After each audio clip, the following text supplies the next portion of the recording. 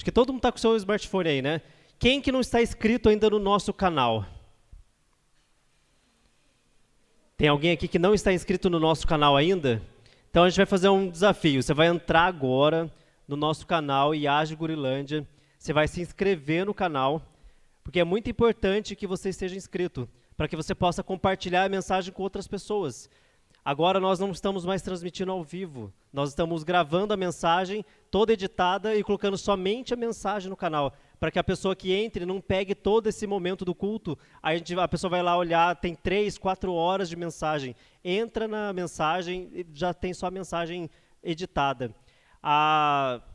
E eu queria que você se inscrevesse no canal, que você ativasse o sininho do canal para você receber as notificações. Você também que está nos acompanhando pela internet, pelo canal do nosso YouTube, que você compartilhe a mensagem, faça a sua parte levando a mensagem para outras pessoas.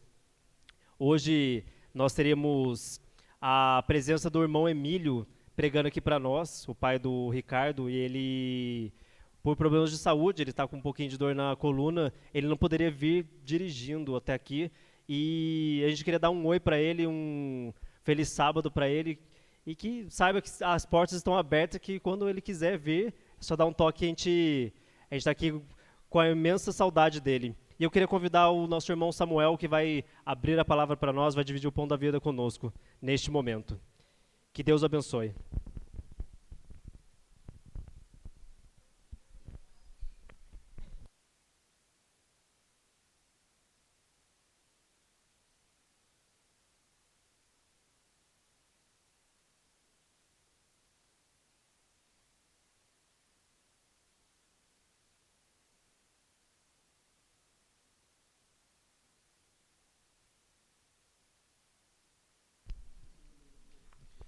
Bom sábado, igreja.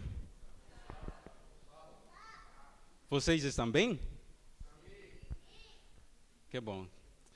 Vamos fechar nossos olhos para orar? O nosso Pai, o nosso Deus, obrigado, Senhor, por mais uma vez estarmos na Tua casa de oração. Como é bom, Senhor, estar na Tua presença. Nós humildemente te pedimos que o Senhor possa tirar de nossos pensamentos e de nossos corações tudo aquilo que atrapalha a Tua obra, tudo aquilo que atrapalha o entendimento e a compreensão da Tua mensagem. E humildemente também eu te peço, Senhor, que o Senhor possa me dar o dom da língua, que o Senhor possa falar através de mim para essa igreja. Perdoa nossos pecados e o Senhor possa abençoar a cada pessoa aqui. Nós também, Senhor, aproveitamos para pedir mais uma vez pelo irmão Carlos. Obrigado pelo que o Senhor tem feito na sua vida, na sua saúde. E nós acreditamos que o Senhor vai sarar o irmão. Para abrirmos a Tua palavra, nós queremos ouvir a Tua voz. E que o Senhor possa ser glorificado nessa manhã. Isso que humildemente nós te pedimos, no nome de Jesus. Amém. Muito bom, irmãos, vamos abrir as nossas Bíblias no livro de 2 Coríntios, no capítulo 4. A carta de Paulo aos Coríntios, no capítulo 4. 2 Coríntios, capítulo 4. E vamos ler logo os versículos 6 e 7.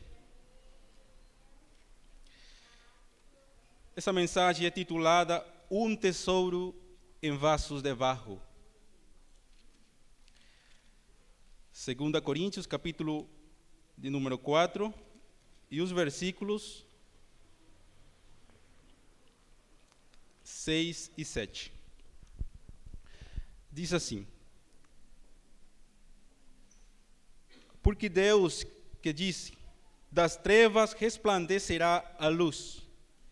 Ele mesmo resplandeceu em nosso coração para a iluminação do conhecimento da glória de Deus na face de Cristo. O versículo 7. Temos, porém, este tesouro em vasos de barro, para que a excelência do poder seja de Deus e não de nós. Quando nós estudamos o contexto do capítulo 4, Paulo ele está defendendo o seu ministério. Nessa carta para os cristãos da igreja de Corinto, ele fala alguns motivos por qual ele está pregando aquele evangelho. Porque Paulo tinha inimigos lá. Tinha falsos mestres, tinha pessoas que ensinavam coisas erradas. Mas olha só o que diz o versículo 1 desse capítulo 4 de 2 Coríntios. Paulo disse: pelo que, tendo esse ministério, segundo a misericórdia que nos foi feita, não desfalecemos. Tem duas coisas interessantes. Paulo fala de seu ministério. Quando nós olharmos o contexto do capítulo 3, nós achamos que Paulo está defendendo o ministério que levanta a cruz, a justificação pela fé. O homem já não é mais salvo pelas obras, mas ele tem salvação para obrar. Isso que Paulo está defendendo. Mas os versículos que nós já limos, versículos 6 e 7, Paulo fala da mensagem do Evangelho, e que essa mensagem está contida onde? Em vaso de barro. É interessante que Paulo, ele fala também pela misericórdia que nos foi feita. Nos lembrando da vida de Paulo. Pode ser a vida de qualquer um de nós. Uma vida que aparentemente para ele estava certa, porque a verdade, Paulo, ele era um apóstolo, só que era o apóstolo da assembleia dos fariseus, dos escribas. Eles enviavam a Paulo com carta para perseguirem os cristãos e matar eles. Mas teve que ter um encontro com Jesus no caminho a Damasco para ele enxergar a sua verdadeira condição. Mas nós poderíamos dizer que Paulo foi um assassino, perseguidor da igreja. Nós não temos muitos detalhes da vida de Paulo antes da sua conversão. Nós simplesmente temos esse detalhe aí: Paulo, perseguidor da igreja. Paulo foi aquele que levou para frente o apedrejamento de Estevão. Mas é possível que Paulo tenha uma vida, ou acha que tinha uma vida muito ruim antes da sua conversão.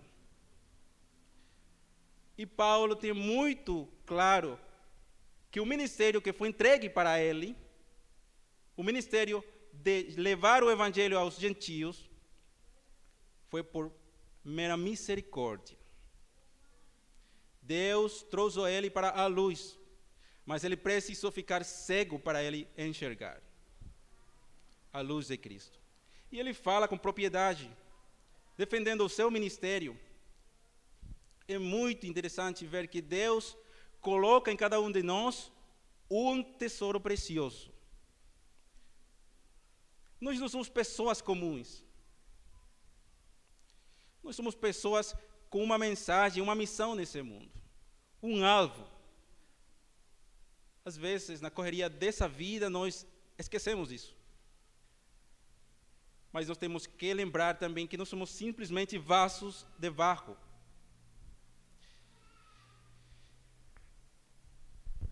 Tem uma cita de linguagem no seu livro Serviço Cristão, que eu vou querer ler para vocês. Olha só o que ela diz. No primeiro capítulo desse livro, na página 7, ela diz o seguinte: Deus não escolhe como seus representantes entre os homens anjos que jamais caíram, mas seres humanos, homens de paixões idênticas daqueles a quem buscam salvar. Cristo se revestiu da forma humana para que pudesse alcançar a humanidade. Um Salvador divino humano era necessário para trazer a salvação ao mundo.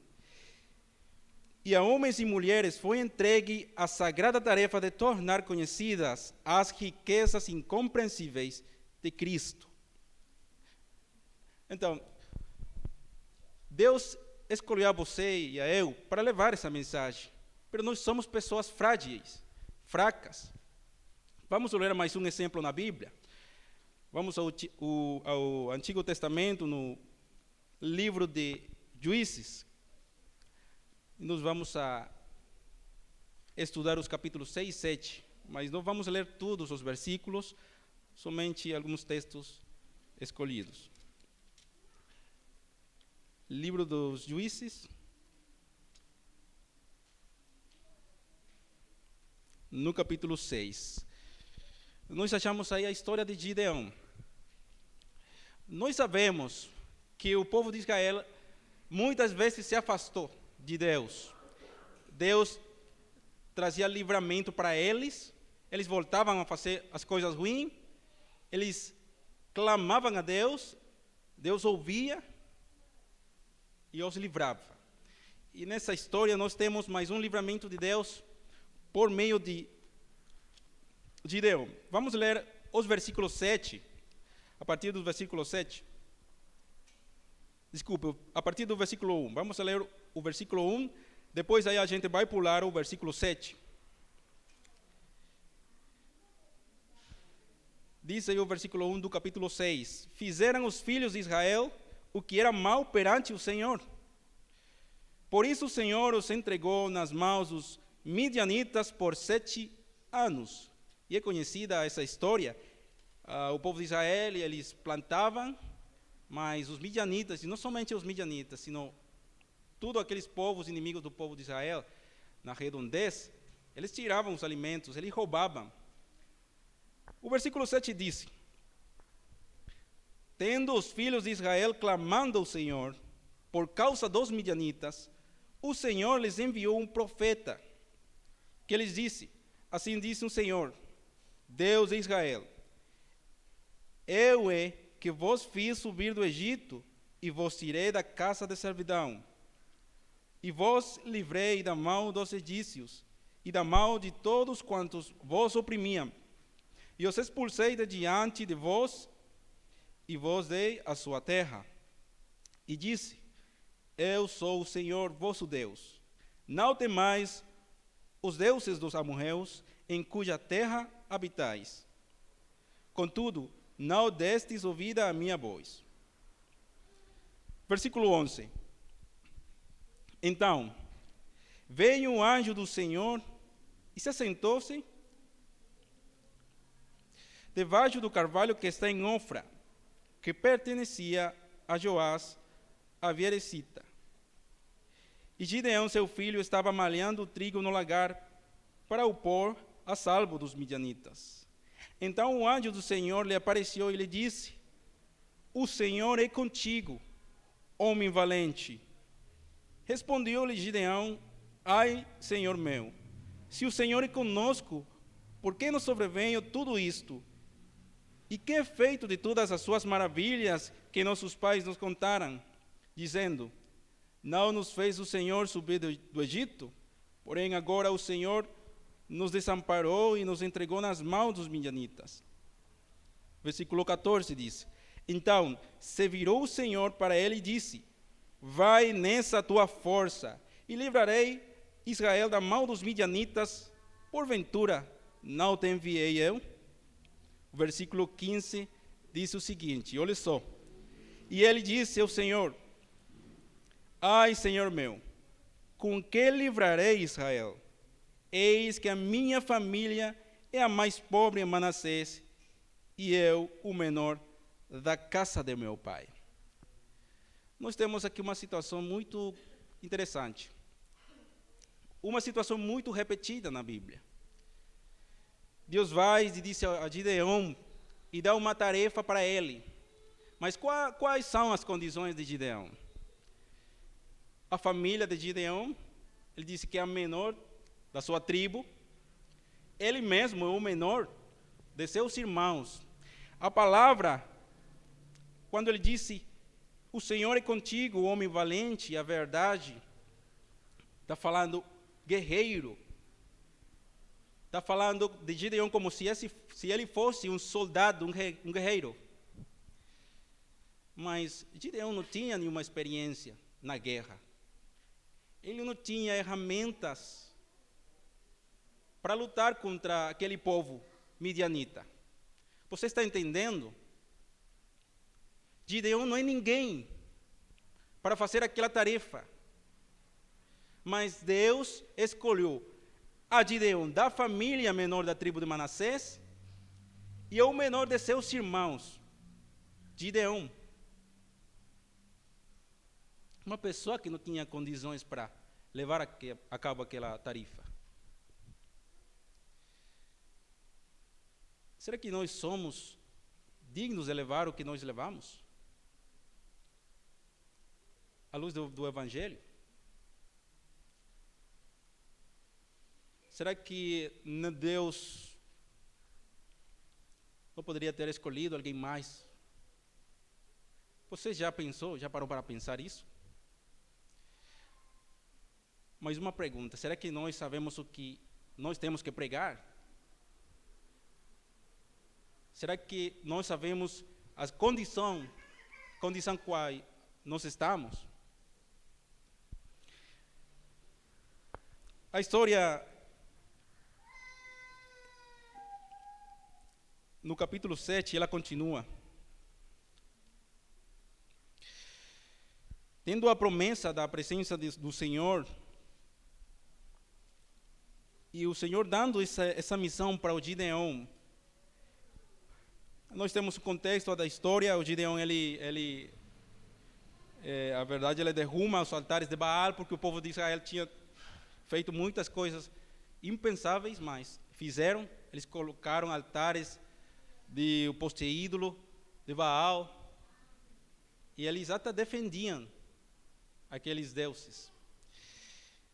O capítulo 7, a partir do versículo 1, diz o seguinte: Então Jerubaal, que é Gideão, se levantou de madrugada, e todo o povo que com ele estava, e se acamparam junto à fonte de Arode, de maneira que o arraial dos midianitas lhe ficava para o norte do vale, de fronte do outeiro de Moré. Disse o Senhor a Gideão: É demais o povo que está contigo, para eu entregar os midianitas nas suas mãos. Israel poderia se gloriar contra mim, dizendo: a minha própria mão me livrou. Gideão, ele conseguiu reunir 32.000 soldados. Mas o texto na Bíblia diz que os midianitas, o povo inimigo, era uma multidão. Era como gafanhotos, como areia do mar. E Gideão simplesmente reuniu 32.000 soldados. Agora, Deus disse que é demais o povo que está contigo para eu entregar os midianitas nas suas mãos. Israel poderia se gloriar contra mim, dizendo: a minha própria mão me livrou. Versículo 3. Apregou, pois, aos ouvidos do povo, dizendo: quem for tímido e medroso, volte e retire-se da região montanhosa de Gileade. Então voltaram do povo 22.000 e ficaram 10.000. Agora ficou menos. Olha, se você estivesse nessa situação, que o Senhor pesa para você alguma coisa, que você não tenha ferramentas para fazer, e ainda o Senhor pesa para você que renuncie a algumas coisas. O Gideão, ele conseguiu reunir 32.000 soldados. O Senhor falou: é muito povo. Ficaram 10.000, mas nós conhecemos a história. A verdade, aqueles soldados, eles estavam passando, como que fala aqui? Nós falamos sarandeu. Uma sacudidura, né? Aí ficaram 300 homens, porque Deus fez mais um teste. Aí ficaram só 300 homens. Gideão, uma pessoa assim, experiência na guerra, só 300 homens, contra a multidão de midianitas, 135.000 soldados midianitas, contra 300 homens. Aí eu posso falar mais Eu conheço a história, eu sei que Gideão, ele obteve a vitória. Mas Gideão, ele mesmo tendo fé no Senhor, na palavra do Senhor, ele não sabia o que ia acontecer. Vocês acham que esse Gideão tinha medo?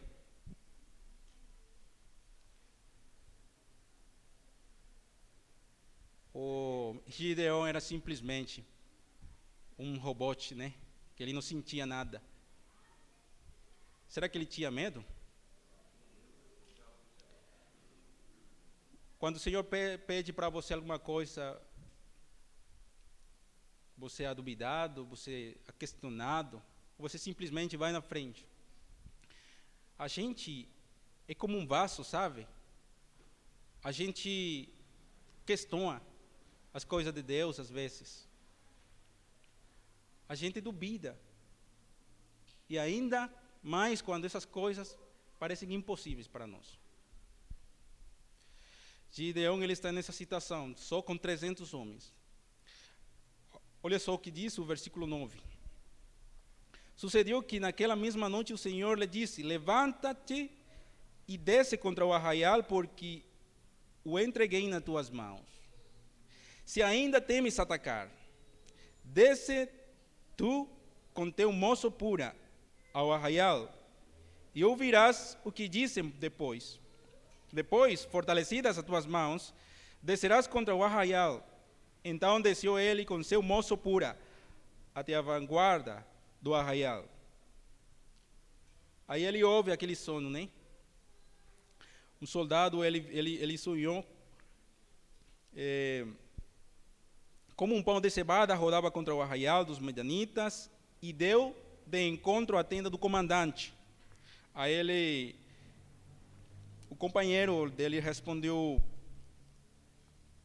não é isto outra coisa, está no versículo 14. Não é isto outra coisa, senão a espada de Gideão, filho de Joás, homem israelita. Nas mãos dele entregou Deus os midianitas e todo este arraial. O versículo 15 diz: tendo ouvido Gideão contar este sonho e seu significado, adorou. E tornou ao arraial de Israel e disse: levantai-vos, porque o Senhor entregou o arraial dos midianitas nas vossas mãos. Agora sim, o Gideão, ele está confiado. Sabe, às vezes a gente precisa simplesmente dar um passo de fé. Gideão tinha medo? Tinha. Mas ele avançou pela fé, acreditando na palavra de Deus, mesmo não tendo muita coisa para oferecer naquela batalha. Só 300 homens. Ele e mais algumas coisas que, por simples que apareçam, o Senhor pode utilizá-las. E nós vamos aprender uma lição disso. Versículo 14. Então repartiu os 300 homens em 3 companhias e deu-lhes a cada um nas suas mãos trombetas e cântaros vazios, com tochas neles. Gideão só tinha. Ele, 300 homens, trombetas, cântaros vazios, mas com tochas neles.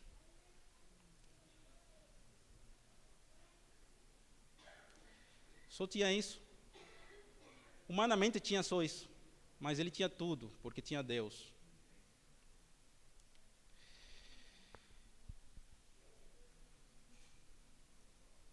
Versículo 17. E disse-lhes: olhai para mim e fazei como eu fizer. Chegando eu às imediações do arraial, como fizer eu, assim fareis. Quando eu tocar a trombeta e todos os que comigo estiverem, então vós tocareis a vossa ao redor de todo o arraial e direis: pelo Senhor e por Gideão. Chegou, pois, Gideão e os 100 homens que com ele aí iam às imediações do arraial, ao princípio da vigília meia. Havendo-se pouco tempo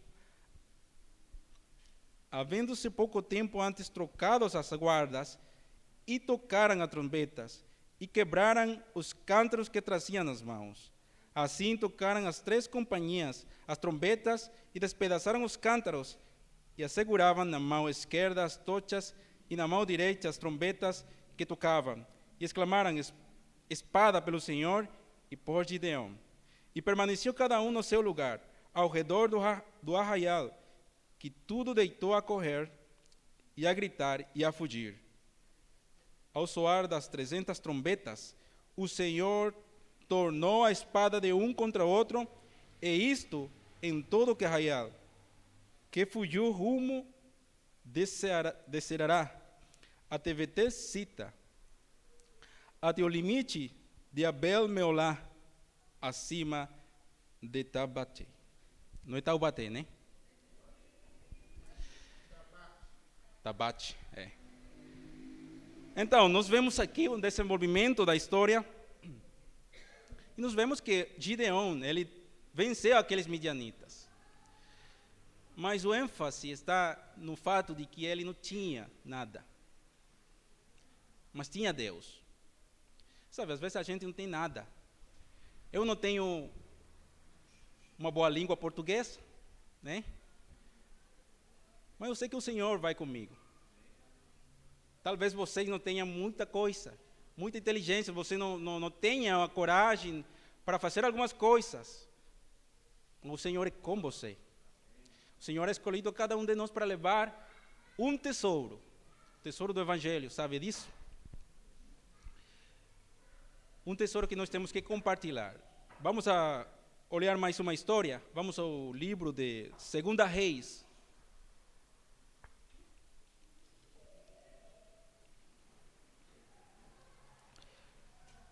Segunda Reis, capítulo 19.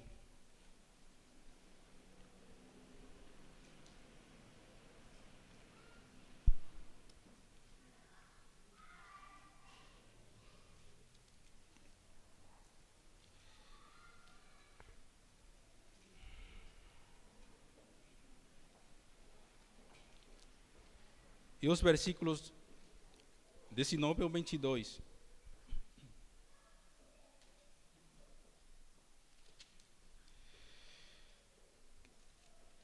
Eu disse 2 Reis, capítulo 2, versículos 19 ao 22.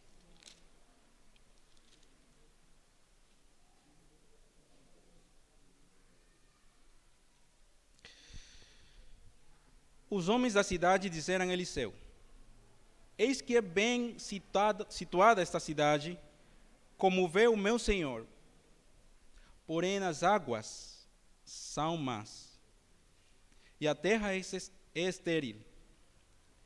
Ele disse: trazei-me um prato novo.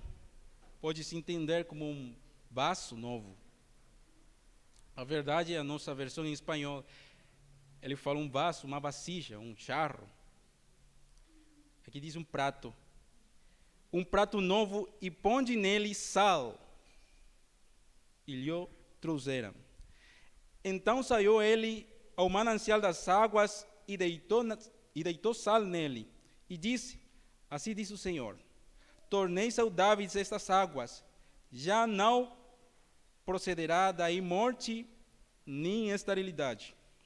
Ficarão, pois, saudáveis aquelas águas até o dia de hoje, segundo a palavra que Eliseu tinha dito. Sabe que nós vivemos um mundo, segundo o que fala o profeta Isaías, toda a cabeça, todo o coração está doente. Mesmo que não seja esse um livro profético, essas águas representam o que representa em Apocalipse. As águas são as pessoas. Segundo o que fala Isaías, esse mundo está doente. A doença do pecado. Mas nós poderíamos tirar mais uma lição desse acontecimento. O profeta Eliseu, ele pegou duas coisas para que aquelas águas ficaram saradas. Ele pegou esse prato novo. Sabe, cada palavra na Bíblia faz sentido de alguma coisa. Ele pegou um prato novo e colocou nele sal. E nós entendemos o que significa sal. O Senhor falou da igreja, vocês são a sal dessa terra. O ingrediente necessário para essa terra. O profeta, ele colocou sal dentro daquele prato, daquele vaso, colocou na água e ficaram saradas aquelas águas. Toda a sal que esse mundo necessita, que precisa esse mundo, está em cada um de nós. Toda a luz, como nós lemos em 2 Coríntios 4, essa luz que iluminou os nossos corações, precisa também iluminar outros corações. Mas não precisamos entender mais uma coisa. Mesmo sendo fracos, quem aqui não é fraco? Quem aqui não erra a cada dia? Levante sua mão, eu quero vê-la. Quem aqui não erra a cada dia? Levante sua mão. Todos nós somos pessoas que erram a cada dia. Somos fracos. Por isso o Senhor nos escolheu para que a glória e o louvor seja para Ele. Se eu estou parado aqui, se alguém está parado aqui, alguém louva o Senhor aqui, não é para nos gloriar, é para gloriar o nome de Deus. Paulo, essa pessoa que nós conhecemos, excelente líder, excelente pregador, evangelista, ele disse, pela misericórdia de Deus é que eu estou aqui, que eu levo esse ministério. Ele era simplesmente um vaso. Ele era simplesmente algo que continha a mensagem, um tesouro. Voltando para 2 Coríntios, voltando para lá. 2 Coríntios, capítulo 4.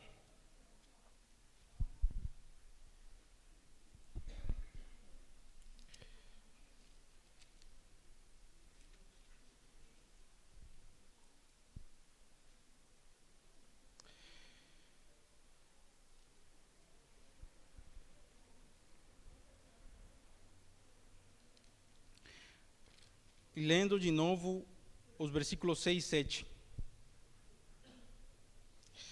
Vamos ler mais uma vez.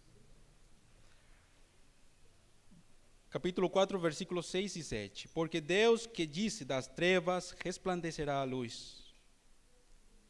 Ele mesmo resplandeceu nosso coração, para a iluminação do conhecimento da glória de Deus na face de Cristo. Temos, porém, esse tesouro em vasos de barro, para que a excelência do poder seja de Deus e não de nós. Ele disse no versículo 6, para que a iluminação do conhecimento da glória de Deus na face de Cristo. Nós temos aí uma grande verdade. O que representa a glória de Deus? O que representa a glória de Deus? Original no Antigo Testamento,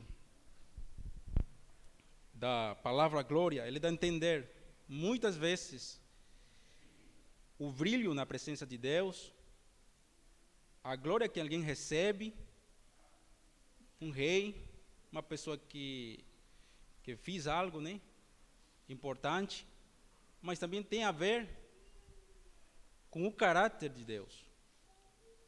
E o equivalente a essa palavra do Antigo Testamento, nós temos a palavra doxa, do grego no Novo Testamento. E aqui nós achamos que para a iluminação do conhecimento da glória de Deus, nós temos que levar essa mensagem.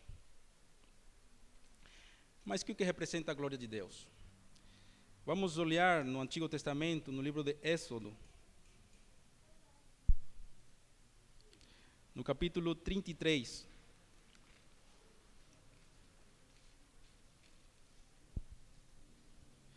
Nos versículos 18 e 23.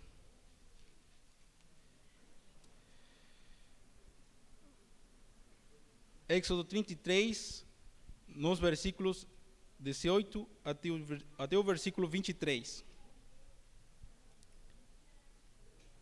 Então ele disse, são palavras de Moisés. Então ele disse, rogo-te que me mostres a tua glória. Respondeu-lhe, farei passar a toda a minha glória, minha bondade, diante de ti, e te proclamarei o nome do Senhor. Terei misericórdia de quem eu tiver misericórdia, e me compadecerei de quem eu me compadecer. E acrescentou, não me poderás ver a face, porquanto homem nenhum verá a minha face e viverá. Disse mais o Senhor, eis aqui um lugar junto a mim, e tu estarás sobre a penha. Quando passar a minha glória, eu te porei numa fenda da penha, e com a mão te cobrirei, até que eu tenha passado. No capítulo 34, nós lemos o seguinte, capítulo 34, versículo 5 e 7. Moisés, ele pede para Deus ver a sua glória. Olha só o seguinte, os versículos 5 até o 7 do capítulo 34. Tendo o Senhor descido da nuvem, ali esteve junto dele e proclamou o nome do Senhor. E passando o Senhor por diante dele, clamou. Quem clamou? Clamou Moisés. Senhor, Senhor, Deus compassivo. Deus compassivo, clemente e longânimo, e grande em misericórdia e fidelidade. Vamos deixar até ali. Vamos deixá-lo aí. Moisés pede para Deus que ele lhe mostre a sua glória. E que é o que clama Moisés quando ele vê aquela glória de Deus? Ele descreve o caráter de Deus. Deus compassivo, Deus clemente, Deus misericordioso. Então, na Bíblia, nós poderíamos entender que a glória de Deus é o caráter de Deus. Que o que falou Jesus para seus discípulos, em Mateus 5:16, ele falou assim, assim brilha também a vossa luz diante dos homens, para que eles vejam as vossas boas obras e glorifiquem a Deus. Então, a glória de Deus tem a ver com o caráter dele. E quando Paulo ele fala no 2 Coríntios capítulo 4, que nós temos que pregar essa mensagem, levar essa mensagem como ele pregava, para o conhecimento da glória, quer dizer, o caráter de Deus na face de Cristo. Quando Cristo esteve nessa terra, ele mostrou o caráter do Pai. Mas nós também temos que mostrar esse caráter. Porque sabe o que disse ele? Vamos voltar para o capítulo 4 de 2 Coríntios, no mesmo capítulo 4. E nós vamos ler o versículo 2. 2 Coríntios 4, 2. Como nós dizemos, a glória de Deus é seu caráter. E nós precisamos mostrar o caráter de Deus. Mas como é que nós vamos mostrar o caráter de Deus? Através de nós. Lembremos, somos vasos, frágeis, fracos. Nós levamos dentro de nós a mensagem, o tesouro do Evangelho. Mas mesmo assim, sendo fracos, pessoas que erram, Deus pede que para que essa mensagem possa ser recebida, nós temos que mostrar o caráter de Deus. Porque não adianta pregar, saber toda a Bíblia, todo o espírito da profecia, e a minha vida não mostra o que eu prego. Paulo, ele entendia isso. Porque ele disse, do versículo 1, capítulo 4, pelo que tendo este ministério segundo a misericórdia que nos foi feita, não o desfalecemos. Pelo contrário, rejeitamos as coisas por vergonhosas. o vaso que deve levar a verdade, ele deve renunciar às coisas vergonhosas. Eu tenho que renunciar a essas coisas. Cada um de nós temos que renunciar. Porque o Evangelho, segundo Mateus 24, no final dos tempos será pregado pelo testemunho a todas as nações. Então, meus queridos irmãos, amigos, nós temos uma missão que cumprir nesse mundo. Você tem que cumprir aqui no Brasil, você tem que cumprir lá no meu país, na Alemanha, nos Estados Unidos, porque o povo de Deus é um só. E mesmo tendo essa carteirinha com nossa identidade brasileira, venezuelana, eu tenho meu certificado de batismo, que é a minha verdadeira identidade.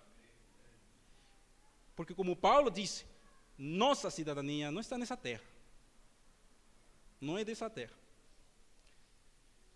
E nós precisamos que muitas pessoas, eles virem a nossa cidadania também. Eu vou ler mais 2 citações de Ellen White. E vamos nos encerrar esse tema desse dia, esse sermão. Na mesma página, no mesmo livro do Serviço Cristão, no primeiro capítulo, ele é titulado O Chamado de Deus para o Serviço. Ellen White disse: temos, porém, este tesouro, prosseguiu o apóstolo, em vasos de barro, para que a excelência do poder seja de Deus e não de nós. Deus poderia ter proclamado sua verdade por meio de anjos sem pecado. Mas esse não é o seu plano. Ele escolheu seres humanos, homens cheios de fraquezas, como instrumentos na execução de seus desígnios. Os tesouros de valor, olha só o que diz aqui, os tesouros de valor inapreciável são colocados em vasos terrestres. Por intermédio de homens, suas bênçãos devem ser transmitidas ao mundo. Por meio deles, sua glória deve brilhar em meio às trevas do pecado. Por meio de homens, suas bênçãos devem ser transmitidas ao mundo. Por meio deles, sua glória deve brilhar em meio às trevas do pecado. Em amorável ministério, devem ir ao encontro dos necessitados. Deus poderia haver realizado seu desígnio de salvar pecadores sem o nosso auxílio, mas a fim de desenvolver-nos caráter semelhante ao de Cristo. E nós precisamos partilhar da sua obra, a fim de participar da alegria dele, a alegria de ver almas redimidas por seu sacrifício. Devemos tomar parte em seus labores para a redenção delas. Deus nos escolheu, mesmo sendo vasos, para mostrar a sua glória. Um dia nós iremos estar lá no céu. Imagine que prazer ter pessoas que nós levamos a mensagem. Como o pastor já disse ali, essas pessoas, elas estarão eternamente gratas conosco. Meus irmãos, nós temos um tesouro que levar.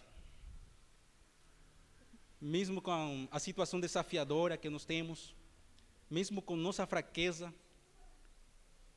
mesmo com as coisas que nós temos que enfrentar, né?